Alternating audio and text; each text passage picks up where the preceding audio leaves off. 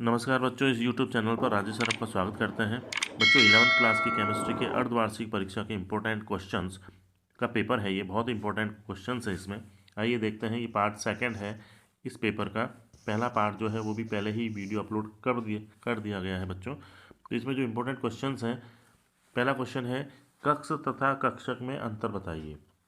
दूसरा प्रश्न है निम्नलिखित को परिभाषित कीजिए। द्रव्यमान संख्या, समस्थानिक, समभारिक और समन्यूट्रॉनिक। ये चार परिभाषाएं हैं, आपको लिखनी है।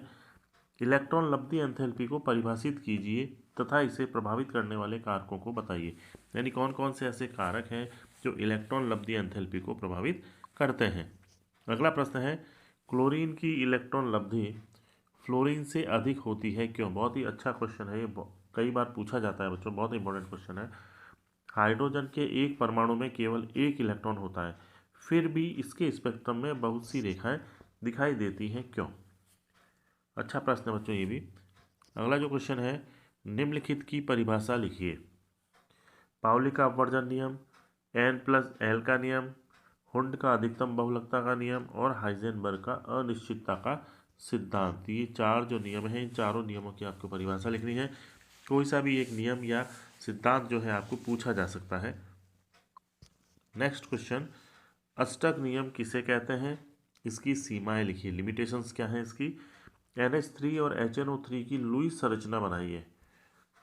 N2 अणु का ऊर्जा आरेख बनाइए तथा इस अणु में आबंध कोटि का परिकलन कीजिए कि इस N2 में आबंध कोटि कितनी पाई जाती है, उसका आपको कैलकुलेशन करनी है और इसका ऊर्जा आरेख बनाना है। अगला प्रश्न है संकरण किसे कहते हैं। Sp और Sp2 संकरण को समझाइए। इन दोनों संकरण को आपको समझाना है इस प्रश्न में।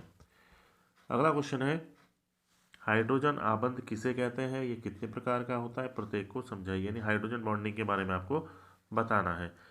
फायर नियम क्या होता है, इसको प्रभावित करने वाले कारकों को लिखिए।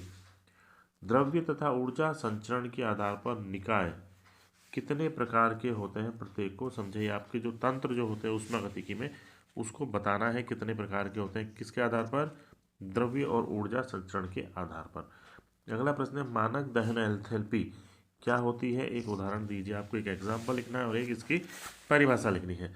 अगला प्रश्न है हैस नियम क्या है, उदाहरण सहित समझाइए। अच्छे प्रश्न है बच्चों एग्जाम की दृष्टि से।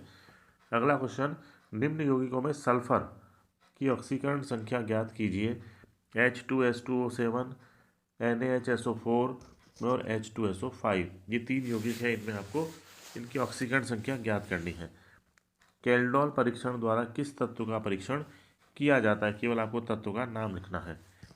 अगला क्वेश्चन है बच्चों बहुत इंपॉर्टेंट, ऑक्सीकरण अंक। अब इसमें विधि कौन सी है, ऑक्सीकरण अंक विधि द्वारा निम्न रिडॉक्स अभिक्रिया को संतुलित कीजिए।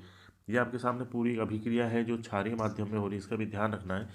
तो इस अभिक्रिया को आपको संतुलित करना है ऑक्सीकरण अंक विधि द्वारा। अगला प्रश्न है नाइट्रोजन आकलन की ड्यूमा विधि को निम्न बिंदुओं के आधार पर समझाइए। इसका सिद्धांत लिखना है, गणना करनी और उपकरण का नामांकित चित्र बनाना है। नाइट्रोजन के आकलन की है और ड्यूमा विधि है, ये ध्यान रखना है। अगला प्रश्न है हेलोजन का आकलन, हेलोजन के आकलन की कैरियस विधि को समझाना है। ये इसकी दूसरी विधि है बच्चों, किसकी, हेलोजन की है। ये कैरियस विधि को समझाना है। तो ये बच्चों बहुत ही इंपॉर्टेंट क्वेश्चन थे अर्धवार्षिक परीक्षा में जो 11वीं क्लास केमिस्ट्री में पूछे जा सकते हैं। तो आप इसकी तैयारी कीजिए और अच्छे से अच्छे अंक प्राप्त कीजिए। और इसी तरह के इंपॉर्टेंट क्वेश्चंस के वीडियो देखने के लिए मेरे चैनल को सब्सक्राइब जरूर कीजिए और चैनल से जुड़े रहिए। धन्यवाद।